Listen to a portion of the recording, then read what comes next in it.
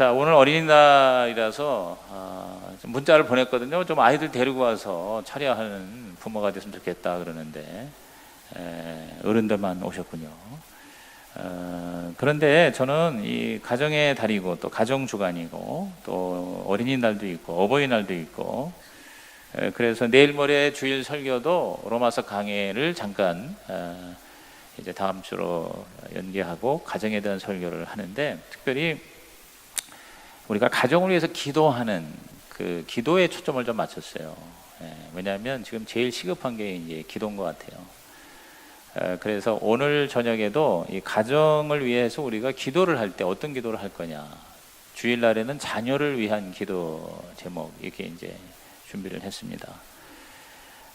이 가정이라는 거에 대해서 여러 가지로 우리가 정의하거나 설명할 수 있는데 제가 몇 차례 얘기를 했을 거예요. 영어로 family잖아요. family. 그 family가 F-A-M-I-L-Y라고 하는 그 철자가 머리 글자로 해서 굉장히 그 함축적으로 설명한 문장이 Father and Mother, I love you.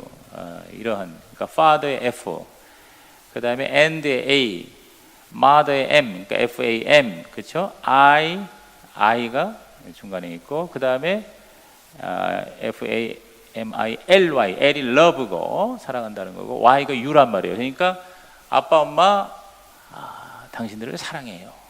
Father and Mother, I love you.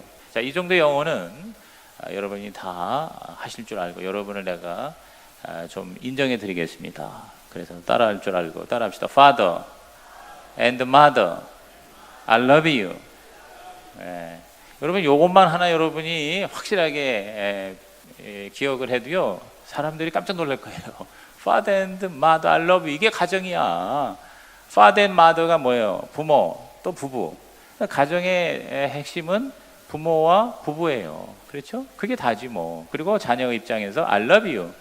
내가 당신들을 사랑합니다. 그래서 부모, 부부, 사랑. 이게 이제 가정의 어떤 에센스, 가정의 본질이라고 볼 수 있다. 그러면 Father and Mother, I love you. 이 family라는 그 단어를 생각할 때마다 가정이 바로 이러한 건강한 모습이 돼야 되겠구나. 이렇게 여러분이 생각만 해도 그 생각만 가지고도 여러분의 가정이 치유가 되기를 또 회복이 되고 좋은 가정이 되기를 주님의 이름으로 축원합니다. 그런데 이 가정이 천국, 이제 이른바 지상의 천국이라고 하는데 예수 안 믿는 사람도 사실은 가정이 거의 모든 것이라고 봐야 돼요. 그렇잖아요? 그 자식들 위해서 열심히 그냥 일하는 거 아니에요. 그리고 그 가정을 이루고 뭐 요새 뭐 혼자 사는 싱글 인생이 많다고 하지만 그 얼마나 사실은 외롭고 그래요. 그래서 뭐 그냥 동호회하고 뭐 그다음에 여러 가지 뭐 새로운 거 하지만 그러나 그 마음의 공허함은 하나님이 원래 가정에 이 시스템을 만들었거든요. 인간이 혼자 사는 거는 보기 안 좋다. 그래서 아담과 하와를 만들고 자식을 낳게 했단 말이에요. 그러니까 가정이라는 거는 우리 이 인간 삶에 있어서 하나님이 직접 만든 제도이기 때문에 이거는 거의 필수예요. 선택이 아니에요. 요새도 결혼에 대해서 너무 우리가 쉽게 생각하는데 사실은 그 하나님이 만든 그 영어로 divine institution, 신적인 제도는 두 가지밖에 없어요. 가정과 교회예요. 그래서 다른 거는 우리가 실패해도 가정과 교회는 성공해야 돼요. 뭐 성공이라는 개념에 대해서 여러 가지 얘기할 수 있겠지만 그래서 여러분이 뭐 예를 들어서 사업에 실패할 수도 있어요. 공부에 실패해서 뭐 대학에 못 가도 뭐 그래요. 그게 절대적인 게 아니에요. 근데 인생을 살면서 이 세상에 살면서 여러분이 가정이 행복하지 못하면 이 지상에서의 삶은 사실 굉장히 별 볼 일이 없는 게 되고 말아요. 아무리 뭐 돈을 많이 벌어도요. 그렇지 않습니까? 뭐 가정이 찢어지고 이혼하고 뭐 아니면 뭐 집안에만 들어가면 지옥 같으면은 그 돈이 무슨 소용이 있고 그 세상의 권세가 무슨 소용이 있겠어요. 겉모습만 화려할 뿐이죠. 그 다음에 이 지상에서뿐만 아니라 천상에서의 삶을 진짜 최고의 삶으로 약속하는 게 교회입니다. 교회. 그러니까 사실은 가정보다 교회가 더 영혼성이 있죠. 그러니까 교회는 사실 이 지상에서의 삶만 생각한다면 교회가 없어도 돼요. 그러니까 예수 안 믿는 사람은 넷에 대한 비전이 없기 때문에 이 세상에서 가장 잘 사는 게 제일 중요한 게 가정이에요. 근데 우리는 이 세상 지상만이 아니라 천상의 그 우리의 운명을 믿잖아요. 이 세상에서 그냥 살다가 연기처럼 사라진다면 우리가 뭐하러 예수를 믿어요? 뭐하러 이렇게 교회를 말이에요? 헌금하고 예배드리고 말이야, 또 모여서 말이야, 또 뭐 교회 와가지고서 뭐 좋은 일만 있어 뭐 지지고 볶고 싸우고 그러잖아요. 교회에서 더 갈등이 많고 교회 때문에 더 골치 아픈 사람들 인생 많아요. 그럼에도 불구하고 교회가 얼마나 절대적으로 중요하냐. 왜 그래요? 우리는 내세를 믿는다니까. 천국과 지옥을 믿으십니까? 그럼 지옥에 안 가고 천국 가려면 뭐예요? 교회 안에 들어와야 돼요. 그리고 교회 생활이 뭐예요? 은혜로워야 돼요. 교회에서 성공해야 돼요. 아멘입니까? 그러니까 여러분이 딴 거는 좀 시원치 않아도 가정과 교회만큼은 여러분이 정말 어떤 희생을 치르고라도 이것을 지켜나가는 자가 되기를 주의 이름으로 축원합니다. 그 중에서 가장 중요한 게 기도란 말이에요. 가정을 위한 기도 제목이 오늘 여기 보니까 빌립보서 2장 12절부터 18절은 아주 이건 진짜 골든버스거든요. 아주 황금 그런 요절들인데 저는 여기서 네 가지 여러분이 죽을 때까지 가정을 위해서 기도하는 네 가지 기도 제목. 오늘 오신 분은 진짜 여러분 수지 맞은 거예요. 수지에 사는 사람도 안 왔어. 수지 맞는 거야. 물론 이제 더 여러 가지 무슨 좋은 일 때문에 약속 때문에 못 나온 사람 뭐 어쩔 수 없지. 그러나 제가 볼 때 오늘 여러분 진짜 수지 맞은 거예요. 왜? 이제 여러분이 기도 제목이 분명하네. 오늘도 이제 이거 말씀 끝나고 기도할 때 딴 기도하지 말고 오늘은 가정만 놓고 기도합시다. 여러분의 가정. 첫째 가정의 기도 제목은 뭐냐? 구원이야, 구원. 가족 구원. 시작. 가족 구원이다. 자, 12절, 2장 12절 시작. 그러므로 나의 사랑하는 자들아, 너희가 나 있을 때뿐 아니라 더욱 지금 나 없을 때에도 항상 복종하여 두렵고 떨림으로 너희 구원을 이루라. 거기 구원에다 동그라미를 두 개 쳐, 두 개. 구원을 이루라. 시작. 구원을 이루라. 뭐니 해도 머니가 아니라니까. 돈이 아니고 구원이야, 구원.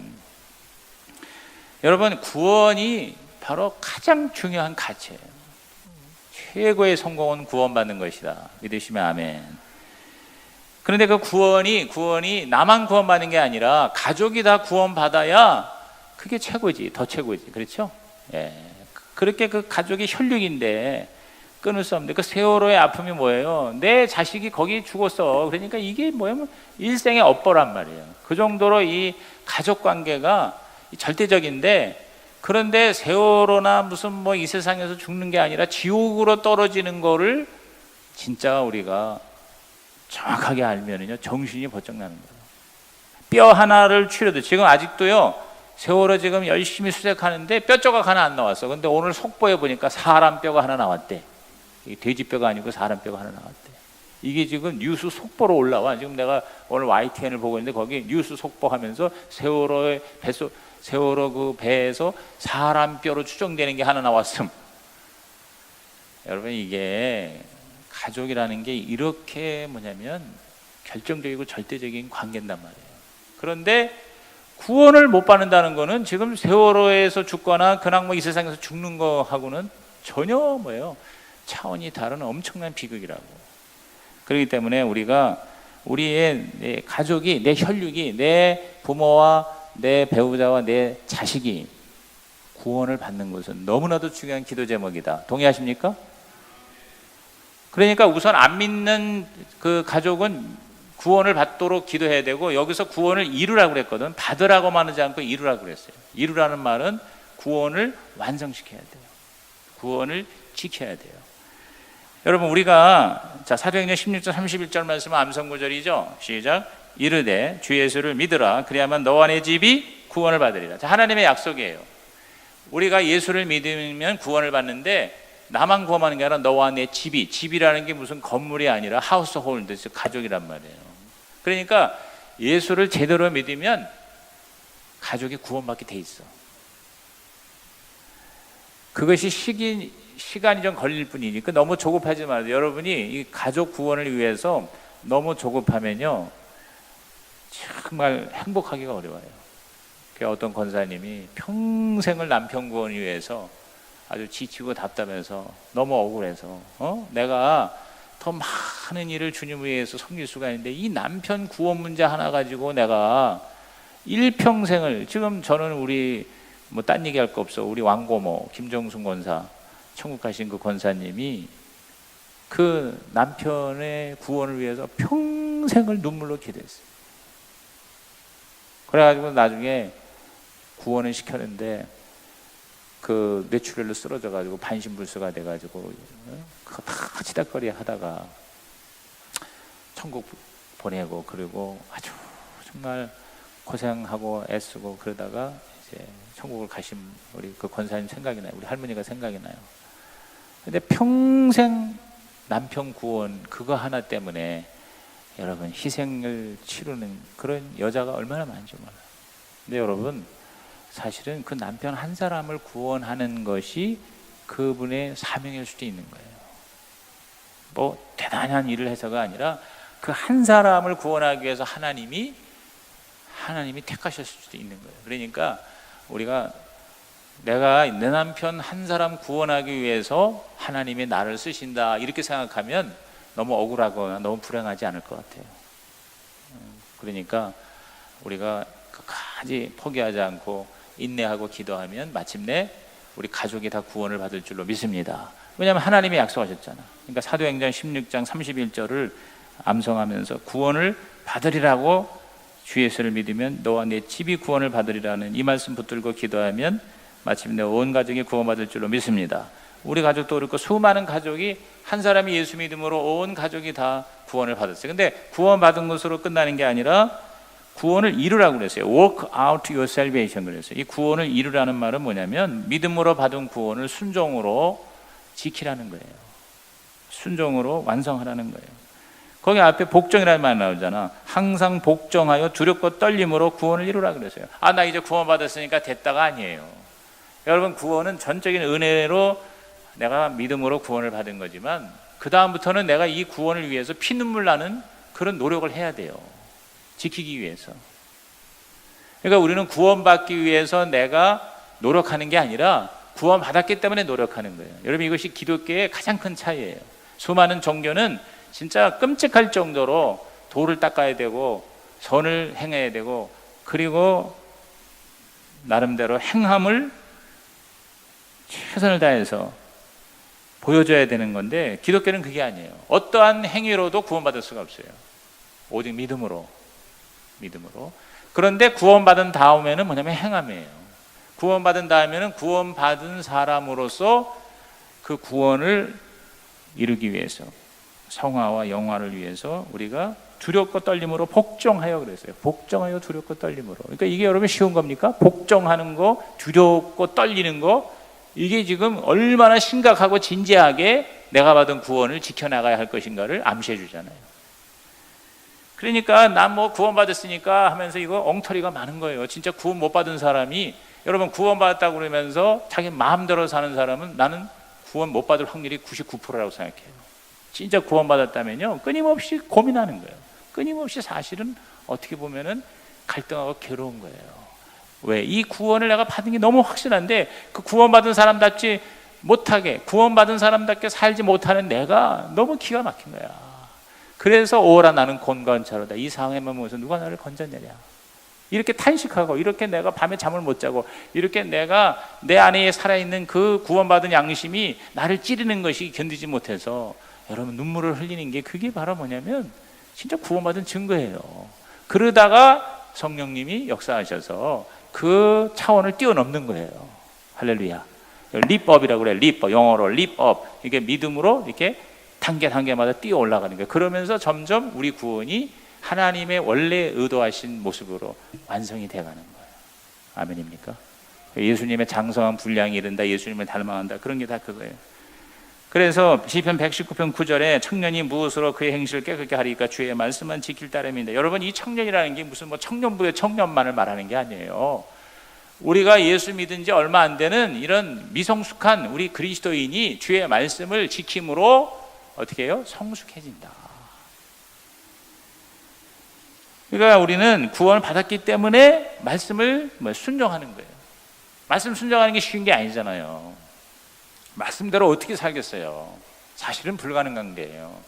그러나 하는 거예요. 그러다가 하나님의 도움을 받고 안 되니까 기도하는 거예요. 그렇죠? 기도라는 게 뭐예요? 내 힘으로 안 되니까 내가 하나님 앞에 하나님 나 좀 도와주세요 라고 하는 게 기도 아니에요?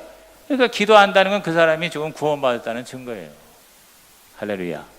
그러니까 구원을 이루기 위해서 말씀과 기도가 기본이고, 그 다음에 뭐예요? 순종하고 인내하고, 그리고 뭐예요? 섬기고, 그리고 주님 시키신 일을 열심히 하는 거예요. 그러면서 평생 사는 거예요. 뭐 교회에서 직분을 받았건 안 받았건 간에 여러분 목사가 돼가지고 목사가 여러분 항상 할렐루야 합니까? 어떤 때는 내가 왜 목사가 됐나? 아니 목사 하고 싶지 않아. 이게 다 그만두고 사표 내고 싶어. 이런 때가 있겠어요, 없겠어요? 어떻게 알아요? 그런 게 있는지 내가 어떻게 알아? 참나. 여러분이 예를 들어서 장로 되고 안수소되고 권사되고 또 뭐 교회에 무슨 직분 받았는데 아유 그냥 다 때려치고 그만두고 싶어. 있어요, 없어요? 요건 또 대답을 안 하네. 그러니까 그런 게 뭐 너무나도 당연히 있는 거예요. 근데 그걸 어떻게 해요? 끝까지 내가 구원을 이루라고 그랬어요. 구원을 이루라. 여러분 이것에 실패해가지고 구원의 반열에서 떨어져 나간 사람이요 부지기수예요. 내가 볼 때는요 진짜 끝까지 지키는 사람보다 중간에 낙오자가 더 많다고 봐요. 지금 우리나라에 교회 다니다가 그만둔 사람이 지금 2천만이 넘어. 2천만이 좀 갈수록 이게 늘어나. 지금 내 생각에 나중에는 5천만 될 것 같아. 뭐 교회 안 나가본 사람이 어디서, 왕년에 교회 안 나가본 사람이 어딨어. 그리고 그렇게 열심히 믿다가 나중에 뭐냐면 완전히 하나님하고 관계없는 인생이 되는 사람도 너무 많은 거야. 그게 뭐예요? 구원을 이룬 거예요? 아니면 잃은 거예요? 구원을 잃어버린 거예요. 두 번째 기도 제목이 뭐냐면 가족의 비전이에요. 가족 비전. 자 13절입니다 13절 시작. 너희 안에서 행하시는 이는 하나님이시니 자기 기쁘신 뜻을 위하여 너희에게 소원을 두고 행하게 하신다. 너희 안에서 행하시는 이는 하나님이시다. 이게 구원받은 사람의 특징이에요. 그러니까 구원받은 사람은 어떤 사람이냐면 내 안에 하나님이 계시는 거예요. 나는 죽고 예수님이 살아계시는 거예요. 할렐루야. 그러니까 그 사람이 좀 성숙하지 못해도 분명한 건 그 안에 씨가 있어. 생명의 씨, 하나님의 씨가 있어. 예수 씨가 있어 그 안에. 그래가지고 내 안에 하나님이 계신 게 그게 바로 구원받은 거예요. 근데 그 특징이 뭐냐면 그 안에 계시는 하나님이 그게 성령인데 자기의 기쁘신 뜻을 위하여 너희에게 소원을 두고 행하게 하신다. 자기의 기쁘신 뜻이라는 게 뭐냐면 하나님의 선한 목적이에요. 영어 성경에는 His good purpose로 나와 있는데 너희에게 소원을 두고 행하게. 그러니까 하나님이 주신 목적이 나의 소원과 이렇게 일치가 되는 거예요. 그래서 그걸 위해서 사는 거예요. 그걸 이루기 위해서 구체적으로. 그러니까 구원받은 건 다 똑같은데 하나님이 주신 마음의 소원은 다 각자 다양하죠. 그렇죠? 어떤 사람은 목회자로서의 소원 가지고 일생을 이제 구원을 이루는 사람이 있고, 어떤 사람은 평신도에서 삶을 사는데 특히 어떤 분야에 막 거기에 올인하는 거예요. 올인이라는 책도 나왔어요. 여러분 올인이라는 책 한번 읽어보시면 참 도움이 됩니다. 올인, 외국 사람이 쓴 책인데 영어도 올인이 맞는 얘기예요. 뭐냐면 전력 투구하는 거예요. 선택과 집중이라는 게. 그러니까 세상에서도 그냥 되는 대로 사는 사람은 별 볼 일이 없는데 강력한 마음의 소원을 가지는 거예요. 뭐가 되겠다, 뭘 하겠다. 제가 눈이 너무 말이에요. 요새 책을 읽으면은 너무 눈이 침침해가지고 이 두꺼운 책은 읽기도 싫어. 그리고 글씨도 이렇게 조그매. 그 라이트 형제의 전기가 있어. 책이 있어. 너무너무 좋은 책으로 소개가 되는데 그 책을 사다 놓고 지금 읽는데 몇 장 못 가더라고. 그런데 거기 그 라이트 형제가 이 비행기에 대한 비전이 있었어. 비행기. 나는 비행기 볼 때마다 진짜 쇳덩어리가 수천 톤의 그 쇳덩어리가 여러분 하늘을 그렇게 떠다니면서 여기서 저 태평양을 넘어서 미국까지 사람을 수백 명 태우고 어마어마한 짐을 싣고 여러분 그 쇳덩어리가 여러분이 하늘을 날아다니는데 지금 이 지구상에 지금 수만 대의 비행기가 지금 공중에 떠 있어. 지금 비행기 없으면은요 우리 일상생활이 불가능할 정도가 됐어요. 그게 역사가 100년도 안 돼요. 그러니까 여러분 그 비행기를 만들어 가지고 날릴 수 있다는 그런 그 꿈을 갖고 그 마음의 소원을 그 라이트 형제가 아주 신실한 크리스찬인데 그 아버지가 목사님이야. 그러니까 목사님이 자기 자녀들에게 꿈을 자꾸 심어준 거예요. 얘네들이 그 관심이 있으니까 원래는 그 자전거를 만들던 사람이야. 이 라이트 형제가 자전거 회사야. 자전거 만들다가 이제 그 자동차나 이런 데 관심을 갖게 해서 비행기를 생각하게 한 거예요. 그러니까 그런 소원을 거기에 심어준 거예요. 그래서 오늘의 이 기가 막힌 비행 시대에 우리가 지금 살게 된 거 아니에요. 뭐 에디슨이 그 전구를 발명한 거라든가, 그러니까 어떤 그 과학적인 발견뿐만 아니라 수많은 인생의 각양 분야가 있잖아요. 뭐 정치, 철학, 경제, 뭐 그다음에 여러 가지 학문이나 예술이나 문화나 이런 것들이 뭐냐면 마음에 하나님이 주신 소원을, 열정을 가지고 꿈을 가지고 거기 미친 사람들 때문에 뭐예요? 점점 좋은 세상이 돼가는 거예요. 할렐루야. 그런데 우리는 소원이 이 세상의 좋은 정도가 아니라 천국을 소원을 품고 사는 자가 바로 우리 그리스도입니다. 그래서 우리는 기도를 할 때 우리 가족이 구원받은 것으로 끝나는 게 아니라 우리 가족이 다 뭐냐면 꿈을 갖고 하나님의 비전으로 이 세상이 힘들고 어렵지만 그 비전 때문에 행복한 우리 가정이 되게 해주세요. 할렐루야. 특히 우리 자녀들을 위해 기도할 때 자녀들이 하나님이 주신 꿈과 삶의 목적을 이루게 해주세요. 공부만 잘하고 좋은 학교만 다니고 스카이만 그렇게 기도하지 말고 하나님이 주신 꿈, 하나님의 비전. 그럼 여러분 오늘 밤에 기도할 때 남편은 남편으로서 아버지 또 아내, 엄마, 자식들 다 꿈이 있을 거 아니에요. 소원이 있단 말이죠. 그걸 놓고 우리가 기도하는 거예요. 자, 예를 들어서 자녀를 위해서 기도할 필요가 요엘서 2장 28절에 그 후에 내가 내 영을 만민에게 부어주리니 너희 자녀들이 장래일을 말할 것이며 너희 늙은이는 꿈을 꾸며 너희 젊은이는 이상을 볼 것이다. 여기 꿈과 이상과 장래일이라는 게 예언이거든요. 그러니까 예언이나 비전이나 드림, 꿈이나 이게 다 뭐냐면 미래의 창조적인 하나의 자원이 되는 거예요. 그래서 우리는 빌 게이츠가 지금 20년 넘게 세계 최고의 부자잖아요. 기자가 이미 오래전에 그런 질문을 했어요. 죽은 후에도 남을 만한 성공이 무엇입니까? 그러자 빌 게이츠는 멋진 말을 했습니다. 부나 출세나 명예가 아니라 바로 열정입니다. 그래서 열정이라는 단어, enthusiasm이라는 단어는 M 플러스 데우스의 합성어인데 N이 in, 아니라는 뜻이고 데우스는 신, 하나님의 뜻. 그러니까 하나님 안에, in God, 하나님 안에 있는 게 열정이에요. 그러니까 요엘서 예언이 너무 기가 막히게 맞는 거지. 성령이 임하면, 하나님 안에 거하면 우리의 무슨 특징이 있냐? 바로 열정이 생기는 거예요.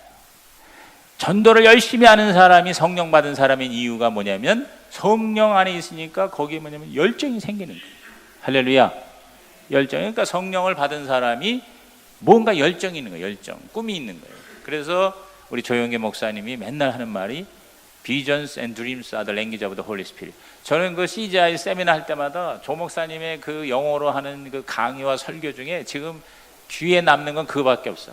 아주 경상도 액센트로 Visions and dreams are the language of the Holy Spirit. 그렇게 얘기합니다.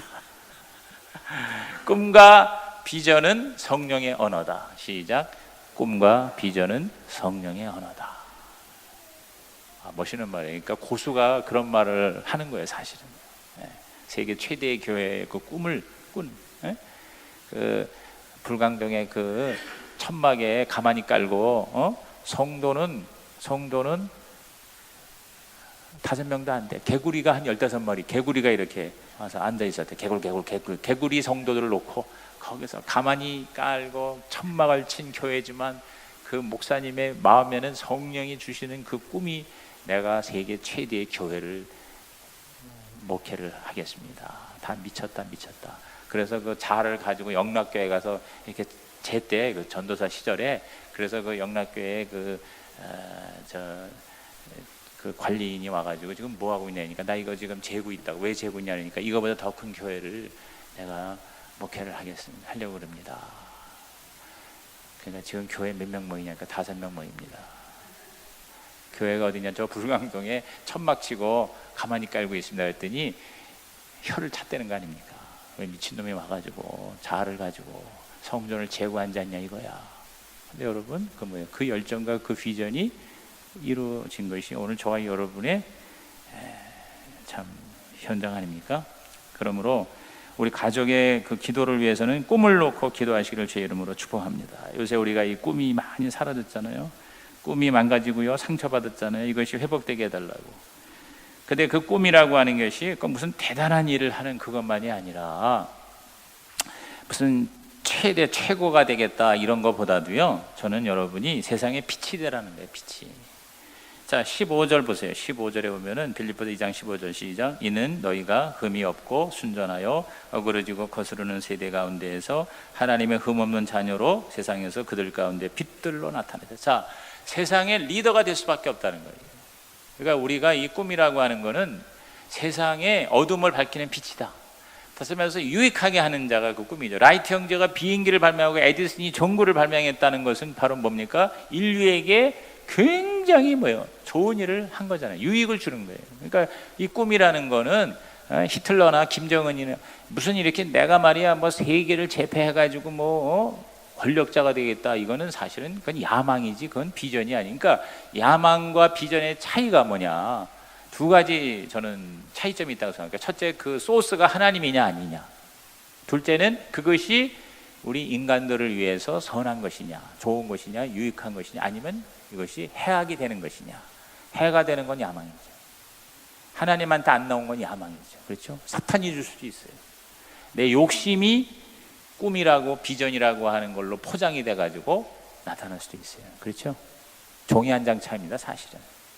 야망과 비전은.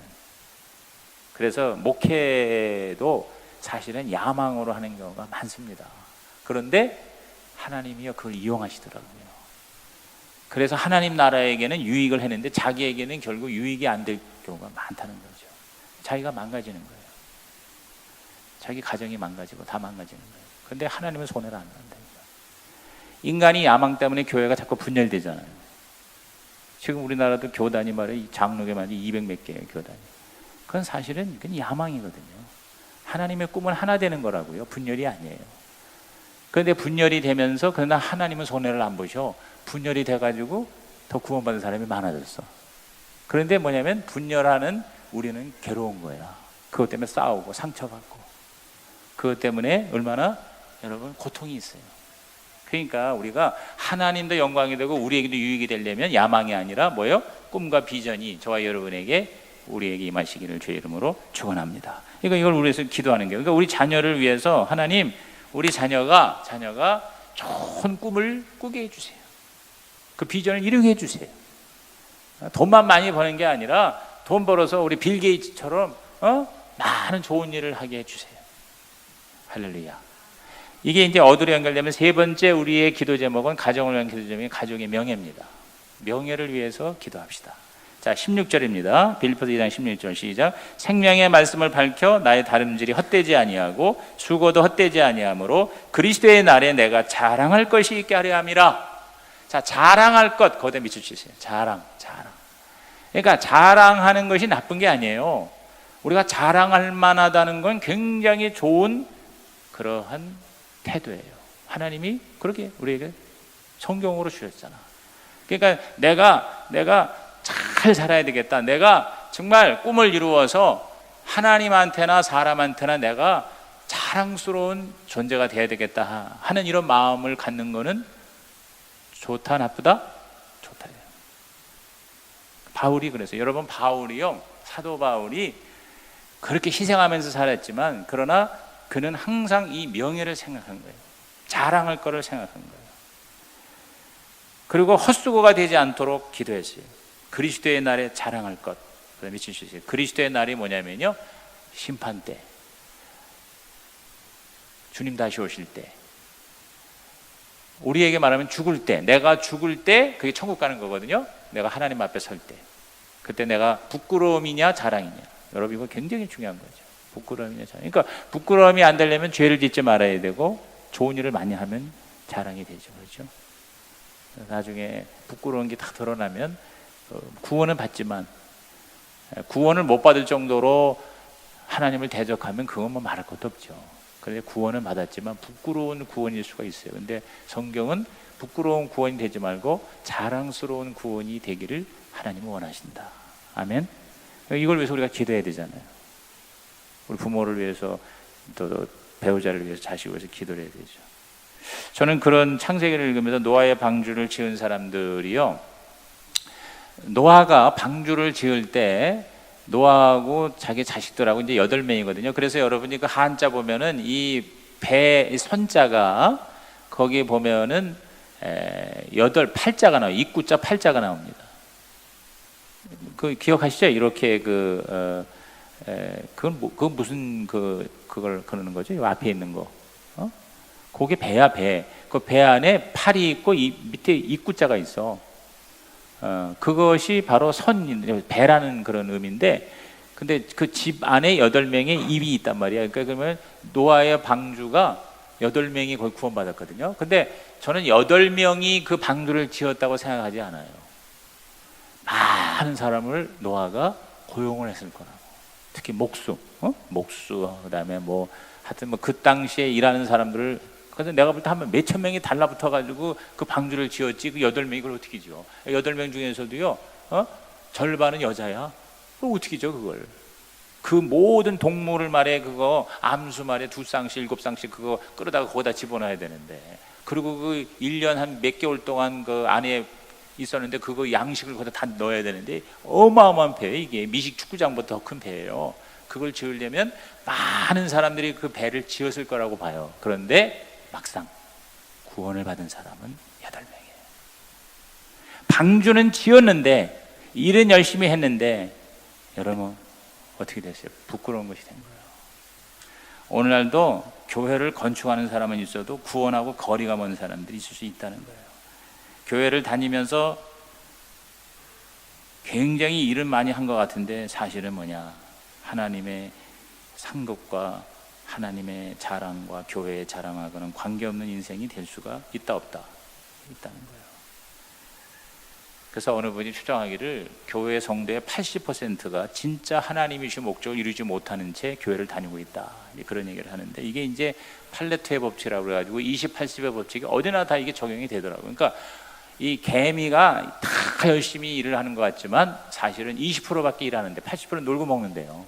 그래서 그 열심히 일하는 개미만 골라다가 딴 데다 갖다가 풀어놨더니 거기서 다시 20%만 죽어라고 일하고 80%는 놀고 먹는데, 근데 오늘날 많은 회사들을 보면은, 어떤 공동체를 보면은, 교회도 보면은 20%가 헌신을 하고 80%는 아무것도 안 한다는 거예요.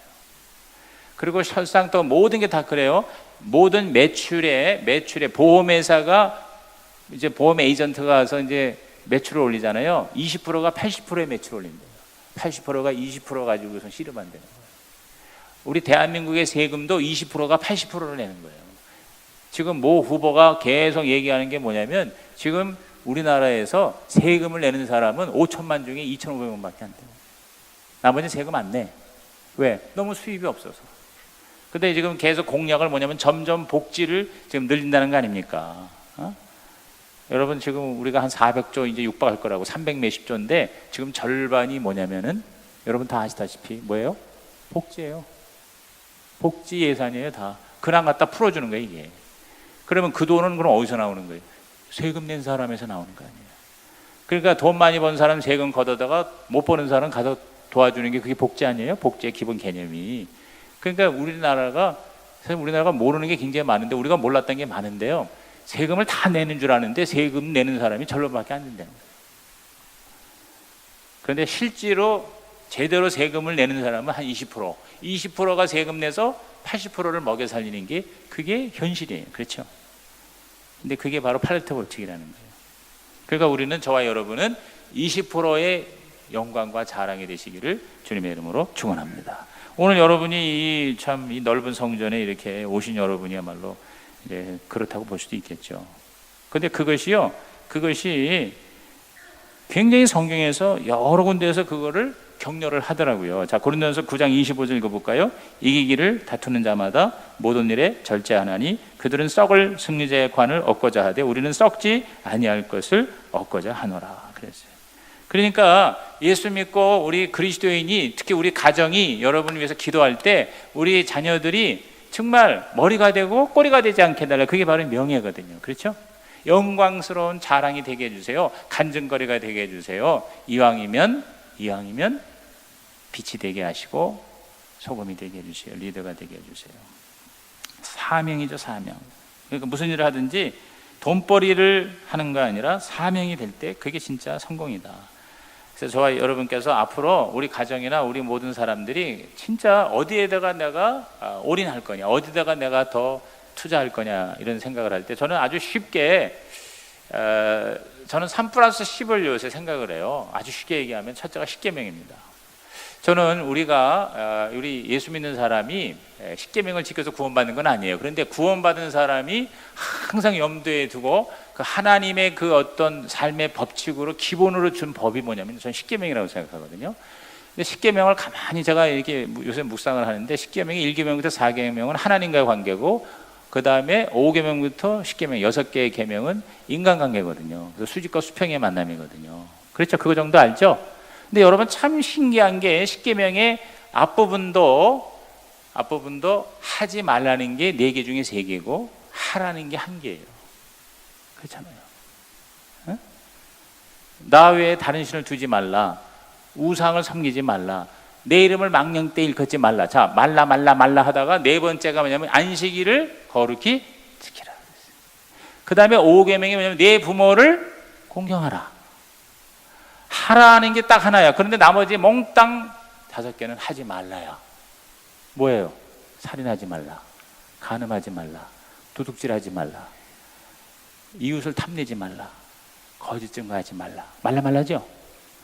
내가 거기서 깨달은 게 이 죄를 싸워 이기는 게 얼마나 처절한지 하나님이 10계명을 줄 때 8계명은 말라야, 2계명이 하라야. 그런데 그거를 딱 이렇게 요약을 해보니까 전반부에 하라는 바로 예배야. 안식일을 거룩히 지키라가 뭐예요? 주일 성수하라, 예배하라, 그죠? 그 다음에 후반부에는 뭐예요? 바로 사랑이야. 부모를 공경하라는 거는 결국 뭐냐면 부모님을 사랑하라.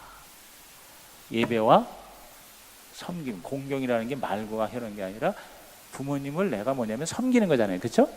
예배와 섬김. 시작. 예배와 섬김. 그래서 제가 사실 로마서 강의 끝나고 나서 다른 강의 들어가기 전에 제가 꼭 하고 싶은 설교가 주기도문하고 사도신경하고 십계명 강의예요. 그러니까 요거 3개는 제가 중간에 넣어서 할 거예요. 그래서 우선은 요 로마서 강의 끝나고 나서는 사도신경 강의를 하려고 해요. 왜냐하면 그 사도신경이 모든 믿음의 그 기본을 거기 담았기 때문에 기대하시라. 개봉박두. 그런데 십계명도 이렇게 가만히 보니까 바로 하라가 2개만 밖에 없어. 신적 관계와 인간적 관계예요. 그런데 그 예배하고 섬김이더라고. 그래서 여러분 영어로 예배를 뭐라 하냐면 worship service라고 그래요. worship service. worship 예배와 서비스 섬김. 그래서 우리 구원받은 하나님의 백성의 삶의 모토는 worship service. worship service. 영어로도 한번 얘기해 보세요. worship service. 예배와 섬김. 근데 예배와 섬김이 결국 같은 거예요. 우리 지난주 로마서 이제 강의 후반부 시작이 됐잖아요. 거기 보면은 너희 몸을 거룩한 산 제사로 드리라. 이는 너희가 드릴 영적 예배니라. 그러니까 예배와 드리는 희생이 결국 뭐예요? 같은 거예요. 예배하고 서비스는 같은 거예요. 그러니까 예배가 삶이 되고 삶이 예배가 된다. 이제 그게 바로 지난주의 메시지 아니에요. 그렇죠? 그러니까 우리가 모여서 예배도 잘 드려야 되지만 흩어져서 삶이 바로 예배가 되기를 주의 이름으로 축원합니다. 그러니까 그렇게 연결이 돼요. 내가 오늘 설교 짧게 하려고 그랬는데 왜 자꾸 길어지는 건 이건 주의 뜻입니다. 성령께서 준비하자는 것도 자꾸 나오게 하시는데 제가 무슨 얘기하는 거니?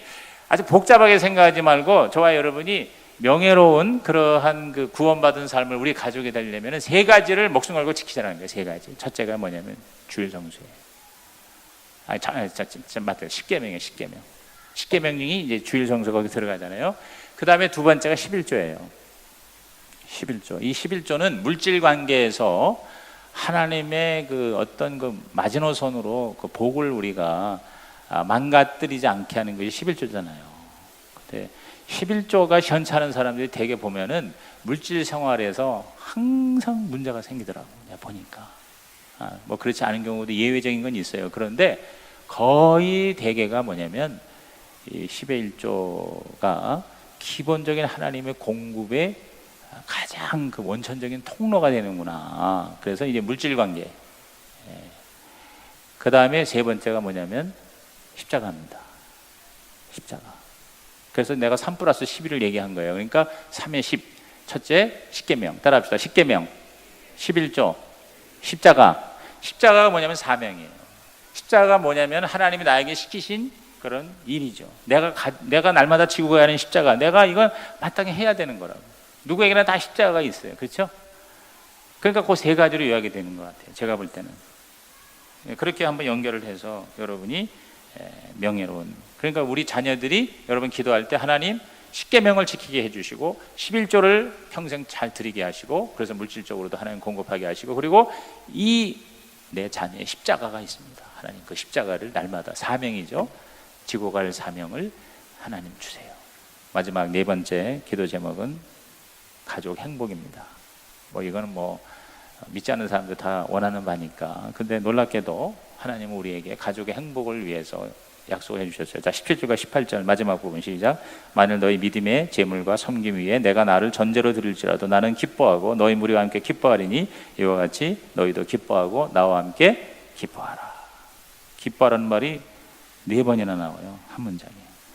오늘 저희 여러분이 가정의 행복, 이 기쁨이라는 건 바로 행복이에요. 근데 사실 세상에서는 행복이라는 말을 하는데 성경에는 행복이라는 말을 거의 안 써요. 가끔 나와요. 행복이라는 말이 나오는데 이렇게 콩코던스를 딱 치면, 콩코던스가 뭐냐면 성구 사전인데 딱 치면 행복이라는 건 별게 없어요. 근데 무슨 말이 많이 나오면 기쁨이라는 단어가 많이 나와요. 기쁨. 그러니까 우리는 행복을 뛰어넘는 기쁨인 거예요. 하나님은 우리에게 주시는 그 하늘의 기쁨. 그러니까 우리 가정이 기쁨이 넘치는 가정, 우리 세상으로 말하면 행복한 가정. 그래서 이 통계에 의하면, 조사에 의하면 미국이나 우리 청소년들, 우리 자녀들이 언제 가장 행복한 사람이라고 느껴지냐면 가정이 화목할 때라고 했어요. 가정이 화목할 때. 그러니까 부모로부터 가족과 함께 할 때 행복하다고 느끼는 것이 넘버원이에요. 그렇죠? 세상에 이건 다 똑같은 걸 거예요. 그러니까 저와 여러분은 우리 가정이 행복한 가정, 기쁨이 있는 가정이 되어서 관제를 드릴지라도 내가 기뻐하라. 관제라는 게 뭐냐면 완전히 내 몸을 하나님 앞에 제물로 바쳐주는 그런 드링크 어퍼링이라고 그러는데, 그런 내 희생이 되더라도 나는 기뻐. 이거 무서운 얘기예요, 이게. 아니 내가 제물이 되는데도 기뻐하는 그런 존재가 된다는 건, 이건 엄청난 하나님의 은혜예요.